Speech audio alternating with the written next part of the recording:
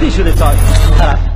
مفتی های واسطابی مفتی هستن، فتوا میدن، تو گروه ها مفتی شدن برای خودشون. فضای مجازی که استفاده میکنید از این سیستم هایی که الان هستن، خیلی راحت، هزینه هم ندارن، از اینا استفاده درست بکنید. مفتی شده طرف. مفتی های واسطابی مفتی هستن، فتوا میدن، تو گروه ها مفتی شدن برای خودشون. ولا تقف ما ليس لك به علم ان السمع والبصر والفؤاد كل اولئك كان عنه مسئولا. مواظب باشیم. چیکار میکنیم؟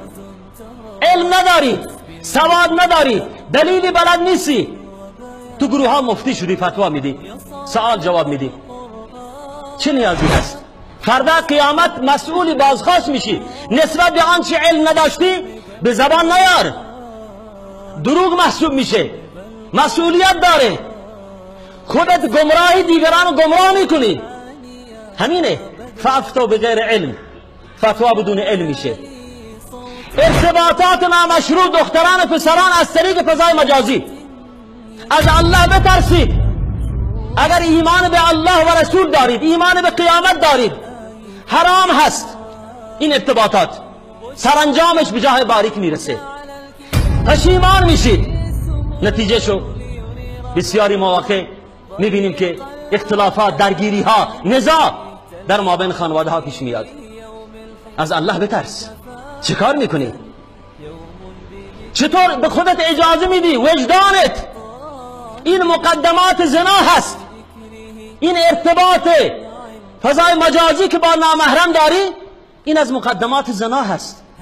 پیامبر صلی الله علیه و سلم فرمودند که تمام اعضای ابن آدم زنا میکنن. همینه. گوش، زبان، دست، چشم، همه زنا میکنن. سرانجام فرج انسان میمونه، اون کار رو انجام میده، انجام نمیده. و الله تعالی در مورد زنا چه فرمودن؟ ولا تقربوا الزنا. یعنی چی؟ یعنی به مقدماتش نزدیک نشید. به مقدمات، به آنچه شما رو مثلا خلوت کردن با نامحرم، با اجنبی. مادران و خواهران توجه داشته باشن. اینا حدود الهی هستن، باید رعایت بکنیم. یک مادر، یک خواهر، یک دختر مسلمان نباید به خودش اجازه بده که در فضای مجازی در گروه ها باشه با مردان نامحرم بیگانه.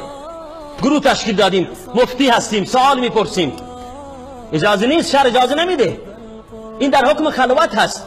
و پیامبر صلی الله علیه و سلم فرمودند لا یخلون رجل بامرأة الا ثالثهما شیطان. هیچ دختری با پسری خلوت نمیکنه مگر سومی شیطان هست. ابتدا از سوال شروع میشه، بعد معرفی شروع میشه، بعد عکسی هم بفرستیم هم دیگر رو ببینیم، بعد قراری هم گذاشته میشه تو دانشگاه، وقت زنگ تفریح یا پارک. از الله بترسیم، دست بکشیم، خودمون با دست خودمون به هلاکت نیندازیم. محارم قرآن بیان کرده تنها ارتباط گرفتن با محارم برای زن اجازه هست، خلوت کردن اجازه هست، برای غیر از محارم اجازه نیست. بذار فامیلت هست، قومت هست، خویشاوندت هست، ولی محرم نیست. مواظب باشیم. مادران و خواهران توجه داشته باشن. این گوشی ها و این سیستم های مجازی امروز دو بعد دارن. یک بعد مثبت که اکثریت بعد مثبت رو استفاده نمی کنن متاسفانه. یک بعد منفی دارن که بیشتر این بعد منفیش امروز تأثیر گذار هست در میان دختران و پسران جوان. لذا تقوای ما در این ایامی که بودیم باید به این درجه برسه که ما رو از این کارها باز بداره. يوم بذكره سكب دمع طال